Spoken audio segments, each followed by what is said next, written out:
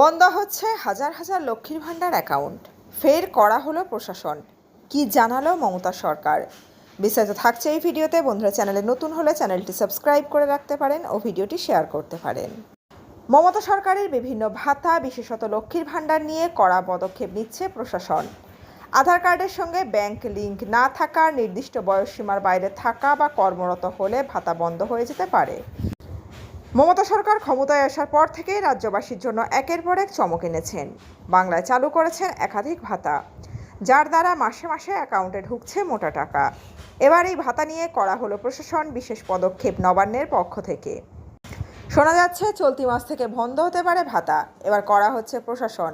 যার অবৈধভাবে ভাতা পাচ্ছেন তাদের জন্য আসছে খারাপ সময়। এবার সামান্য ভুলে বন্ধ হয়ে যেতে পারে এই লক্ষ্মীর ভাণ্ডার, তাই সময় থাকতে সতর্ক হন। মমতা সরকার ক্ষমতায় আসার পর থেকে লক্ষ্মীর ভাণ্ডার, বিধবা ভাতা, বার্ধক্য ভাতা, রূপশ্রী, কন্যাশ্রীর মতো একাধিক ভাতা চালু করেছে এই বাংলায়। সদ্য চালু হয়েছে যুবসাথী প্রকল্প। এবার মমতা সরকারের চালু লক্ষ্মীর ভাণ্ডার নিয়ে এলো বড় চমক। এবার থেকে এই ভুল করলে আর মিলবে না এই ভাতা। জানা যাচ্ছে যাদের আধার কার্ডের সঙ্গে ব্যাংকে লিঙ্ক করা নেই তারা আর পাবেন না ভাতা। তেমনই যাদের বয়স 25 থেকে 60-এর মধ্যে কেবল তারাই পেতে পারেন এই ভাতা। তা না হলে আর মিলবে না ভাতা। এরই সঙ্গে যারা বর্তমানে কর্মরত কিংবা পেনশন পেয়ে থাকেন তারা আর লক্ষ্মীর ভাণ্ডার পাবেন না।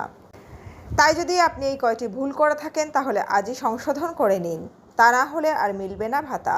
তাই দেরি না করে দ্রুত সংশোধন করে নিন। এবার থেকে আর সবাই পাবেন না লক্ষ্মীর ভাণ্ডারের ভাতা, তাই আজই করে নিন এই কাজ।